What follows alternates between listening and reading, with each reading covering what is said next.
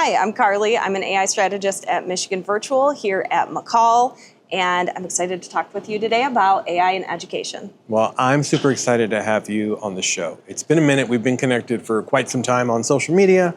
You are doing a lot of really cool things on social media, specifically with AI, showcasing AI. So it was only natural for me to reach out to you. Actually, you were the first person I reached out to for McCall to be on the show. So for those of you who are either watching or listening for the first time or what have you, number one, welcome to the show. Number two, McCall, what is it? So can you give us what the acronym is for McCall? Ooh, all right, you're putting me on the spot. Pop quiz. Michigan Association for. Yep. Computer users in learning. Okay, I forgot what the L was. I forgot what the L was, but we got that. Okay. Yeah. All right. You're in Michigan, right? Based in Michigan. Yes, and I've actually been attending McCall for over 12 years, and it has a special place in my heart because it's one of the first places where I really got interested in EdTech and ended up getting my master's in educational technology because of this conference. It also really sparked my interest for public speaking because I felt so inspired after coming to these events and felt like I wanted to be able to do that for other people. That's awesome. Yeah. That's kind of speaks to what I do as well with public speaking. You know, taking what we've acquired in education, everything that we've learned, and I'm at that point. I'm not sure if you're feeling this as well, but I'm at that point where I'm starting to see the new wave of incoming teachers, pre-service teachers, and I'm like, man, I go back to when I first started, and there's so many things that I wish I would have been told, or things that I would have loved to have learned at a conference or even attended a conference to begin with. So I'm at that point where I'm like, okay, I need to take what I've learned and pass it on. So Are you kind of feeling the same way? Absolutely. Okay. Yes. Yeah. All right. Now, AI strategist. Yeah. That job didn't exist just 36 months ago. True. What is an AI strategist and what services do you provide and for whom?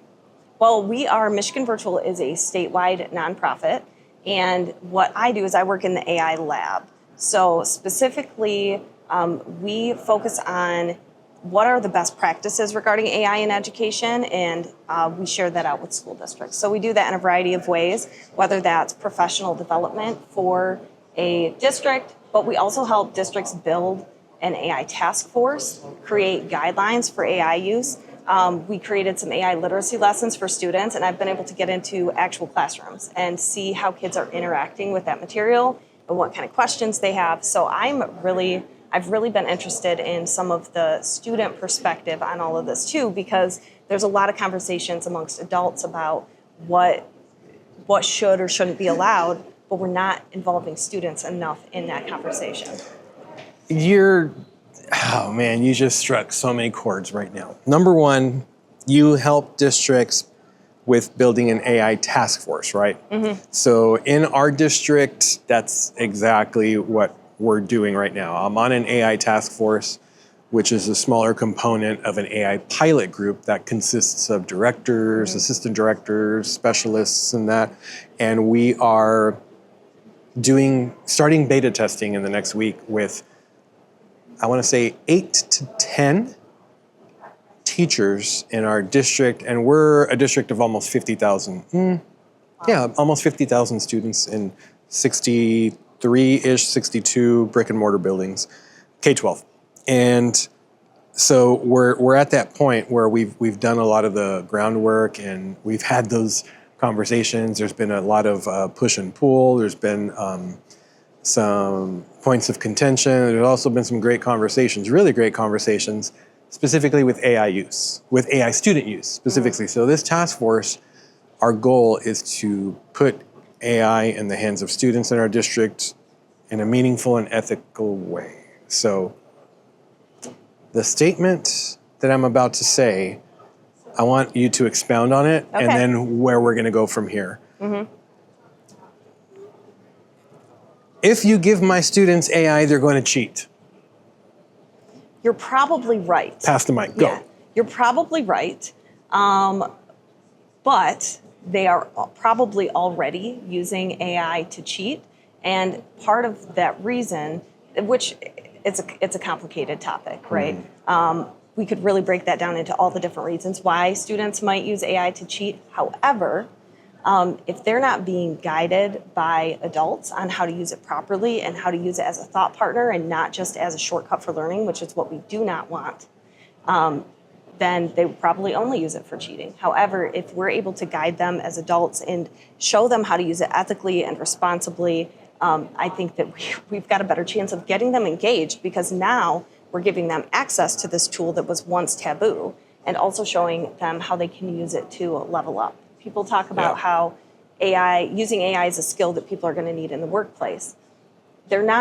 Employers aren't looking for people who can use AI to just do the work for them at a mediocre level. Yeah. They're looking for how can we use AI to solve a real problem that we're having, right? How can we use AI to spark inspiration or spark ideas?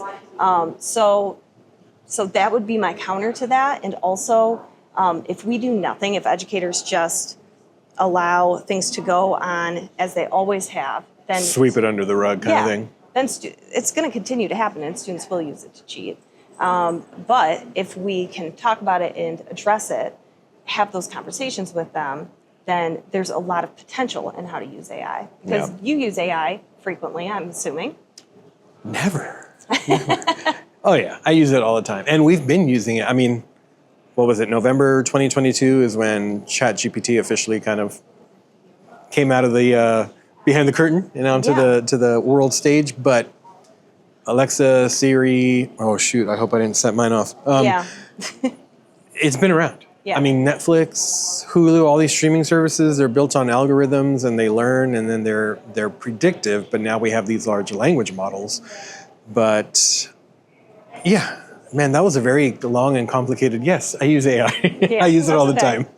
Yeah, and I'm sure that the ways that you use it have really helped you advance and come up with more creative ideas, creative solutions, right? And I feel the same way about it. I feel like I've really used it to advance and elevate what I'm able to do. And so why are we hiding that from our students if this is something that can help them advance and elevate what they're doing? And the other thing too is going back 2 years, the way I used it at the beginning is a lot different than how I use it now. It was very basic prompting. It was, do this for me. My prompt was maybe 10 words, if that. Now it's sometimes my prompt can be longer than the output because I'm so intricate. There's the craft method, there's the prompt method, there's all these different frameworks of prompting that have kind of come about in the past 2 years that I am now a lot more meaningful in what I ask of it, because I'm a spreadsheets guy, and one thing that I always tell people is bad data in equals bad data out. You know, if you want me to build this formula that'll do X, Y, and Z for you, I could do it, but if you give me bad data, you're going to get bad data out. Like, it doesn't matter. It's the same thing with AI. So, absolutely. Can I share one of my favorite ways to get a ton of information into the prompt without spending a ton of time on it? Go for it. Okay. So I love going to a Google Doc, and then I'll turn on the voice typing tool. Okay. And I will just brain dump my thoughts. And really quickly, if you do that for 2 to 3 minutes, and then this is why I use Google Docs, because then I can go back and kind of modify or paste in information, and then copy and paste that and put it into a chatbot like ChatGPT. And I love doing that. And recently, for the month of March, I had so many tasks and so much going on, I had no idea how to approach it. And so I just verbally talked through all the tasks and projects I had, put it into ChatGPT and asked it to break it down for me day by day. It made me what I called the March Madness schedule of how to get me through the month of March. And that took me 5 minutes and has made me so much more productive this month. And you didn't take the output and take it as some sort of godsend, set in stone kind of thing. You took it and you said, okay, this is my month at a glance, and then you went and tweaked it, right? And made some adjustments and realistically said, I probably can't do all that, or I need to push this back because of whatever I got going on. But I never have thought of that. Yeah. Oh, man. you have to approach using, especially when you're using a chatbot or Yeah. a large language model. I like to approach it as a scientist. I was a middle school science teacher for 10 years, so maybe that's that part of me. But just get in there and find what works, try things out, and tinker with it. So if it doesn't work, instead of getting frustrated, think, okay, well, I learned something. Let me try again. And Yeah. I've noticed that I've found certain words and phrases that just really work for me and different methods. But I love trying to use it for different things that I hadn't thought of. Yeah. So, yeah. That is the thing of beauty right there. I'm going to kind of add on to what you were saying a little bit earlier about like the cheating and that. Correct me if I'm wrong, but students have been cheating even before AI. They right? have. Yeah. Yes, absolutely. Yeah. So if you're those of you who might be watching or listening, it's your students are. I remember in school getting a worksheet, during lunch from a friend or what have you, finishing it up. So I think the cheating conversation can just be dead in the water right now. It's already happening. It's been happening since the beginning of time, since the first worksheet was ever given, the first homework assignment. So I think that is pretty much done. Now it's time to start thinking about how we can empower our students. I have a 17-year-old and a 19-year-old, and I am making sure that they are aware on how to use it correctly, because my 17-year-old, he's going to be competing for a spot at a college amongst other couple thousand applicants, and he's going to be at a disservice if he does not know how to properly prompt AI to maybe get some things for an entrance essay or something like that. So even with applications for jobs and that, you have to have that thought partner in your corner, and you have to know how to use it correctly. Absolutely. When it comes to job applications and preparing for a job interview, AI is so useful for that. I mean, for applying for this job I recently got, I took the job description and asked for some interview questions that I might get asked, and then I practiced with GPT voice mode and actually went through some of those questions, and I felt so much more prepared. Was I cheating by doing that? I don't think so. You were using your resources. Absolutely. Yeah. So, and another part of the conversation when thinking about cheating is, and this should not all fall on teachers. I want to make that really clear. But think about the types of activities that are being given to students. If it is busy work, students know that. And if it's just another worksheet or a freaking packet, they're going to pick up on that. And if they don't see value in it, or if it feels like this is impossible for me to complete, they're more likely to use AI for that. Now, if it's not of interest to them, yeah. Now, I do think teachers need to be given time and space to modify what they already have to be ready for this world where students are using AI, whether we like it or not. Mm-hmm. So it shouldn't just all fall on teachers to just do this in their extra time. But that is one of the things that we need to look at.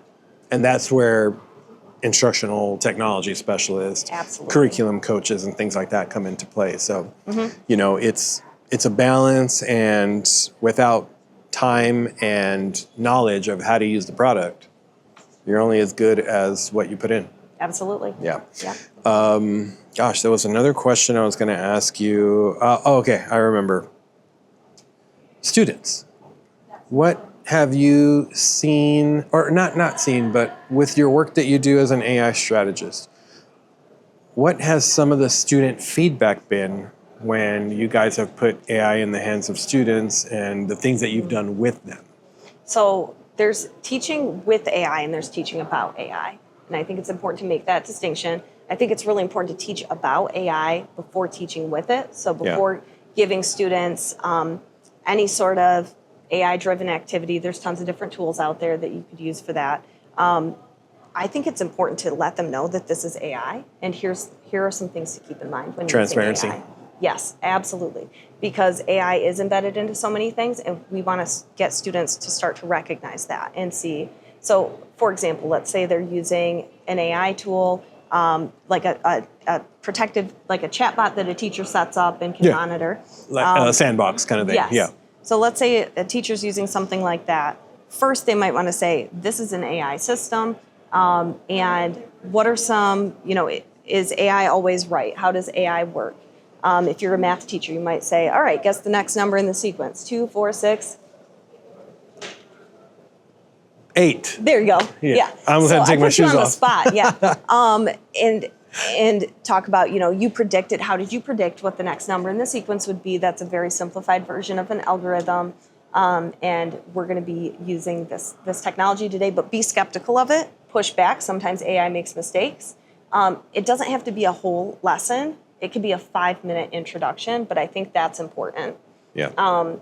And then as far as students actually using and interacting with the AI, what I've noticed is some of the most reserved students who are disengaged in class typically, once they have access to these tools, I've seen a total turnaround where they are engaged. And when I talk to them afterwards, it's because they feel like they are able to do the activity. So one specific example is a teacher had students enter their speech in this competition. It was, I think, a statewide competition. And they did it every single year, but typically students felt like there's no way, like I have no shot at winning this. Yeah. And she allowed them to use AI to help with the outlining of the speech and for some of the other, like building out the planning part of it. And the students, when I asked them afterwards, how useful did you find this on a scale 1 to 5? Most of them were 4s and 5s. Oh, wow. Yes. And they said, this made me feel like I could actually do it. It felt like I got kind of a head start. I got some feedback. And so it was really cool to hear that from students and to see them really engaged in the activity. And some of those kids were super users. I could tell because really? Yes, because they started showing us things that we didn't even.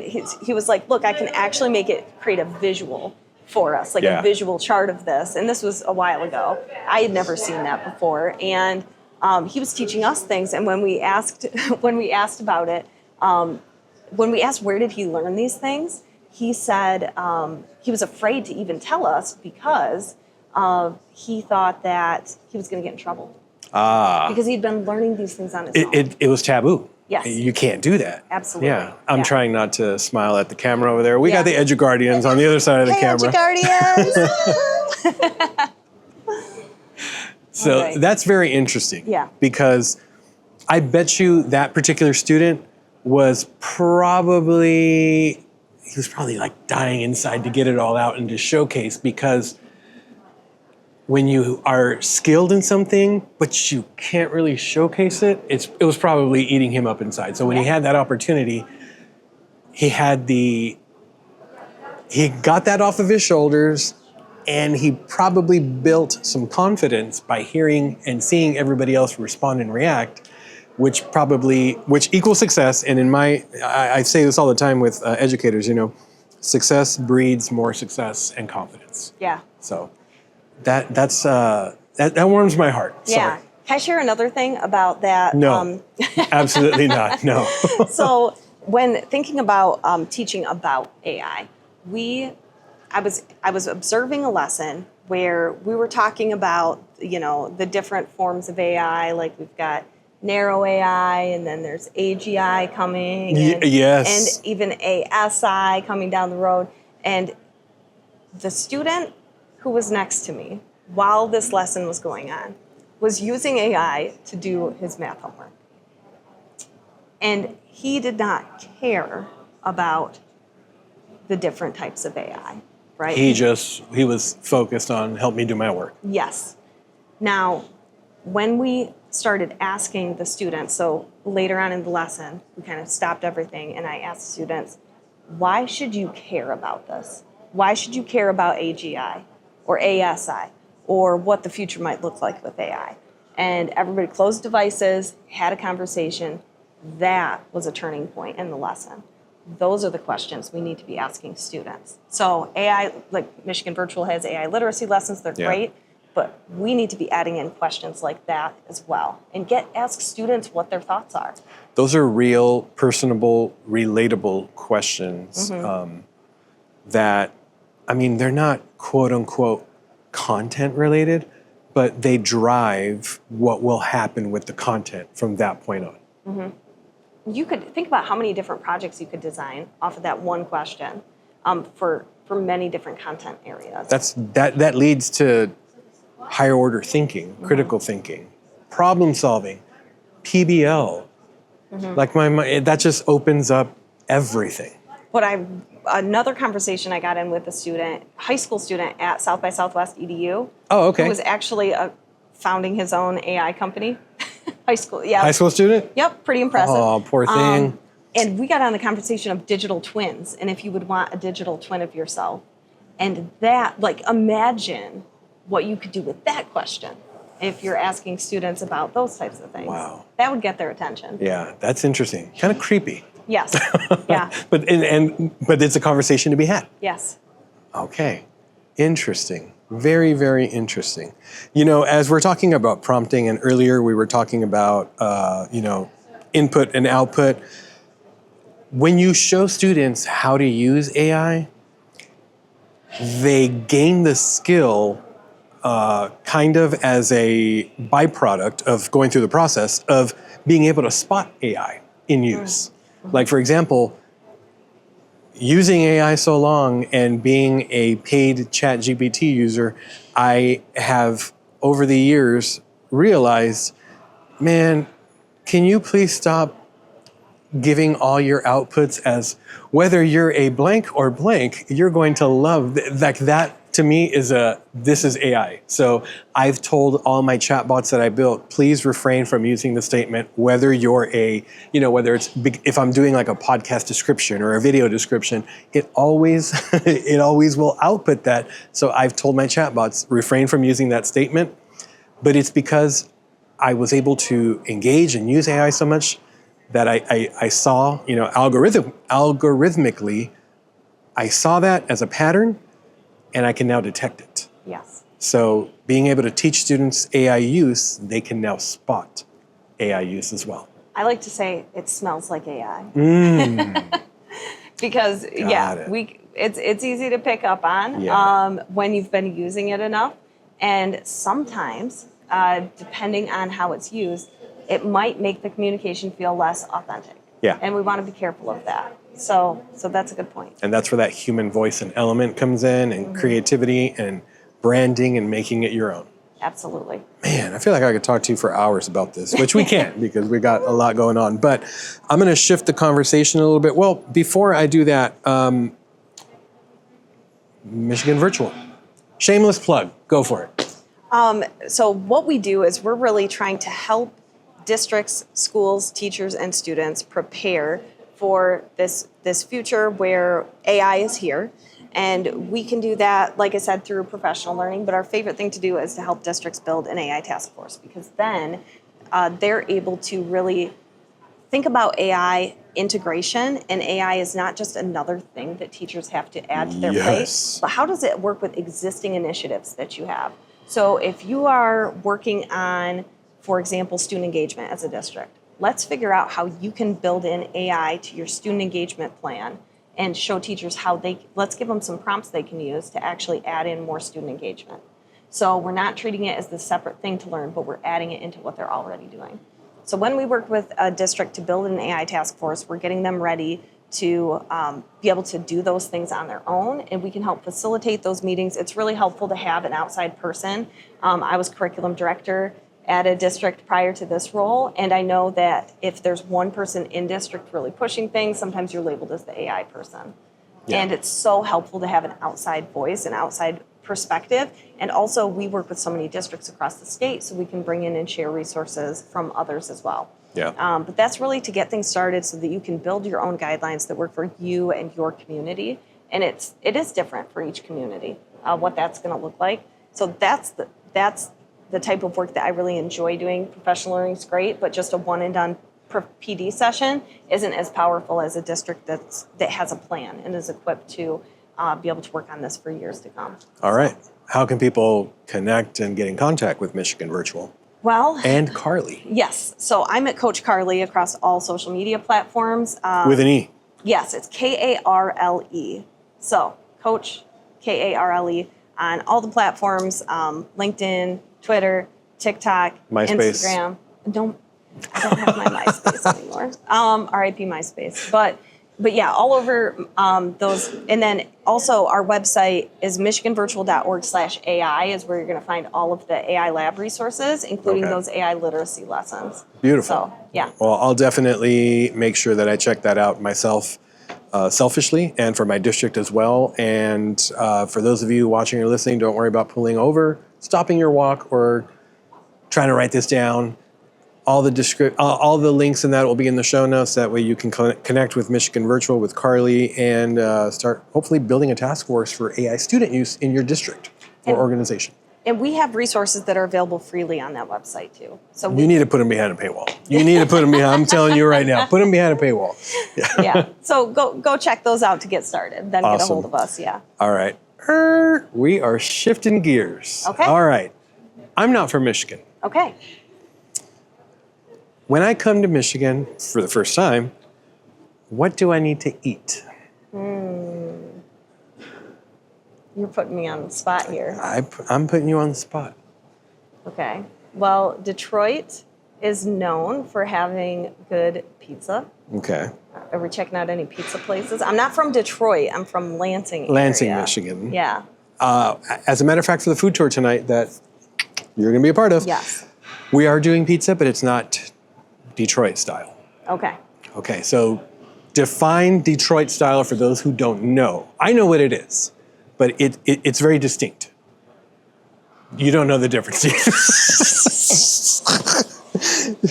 So it is, would you say that it's somewhat Chicago-like? Yes. Yes. Okay. Yep. Is it square or round? Rectangular, round? Yes. Rectangular. So it's rectangular. You see how I'm kind of prompting? Yes. Thank you.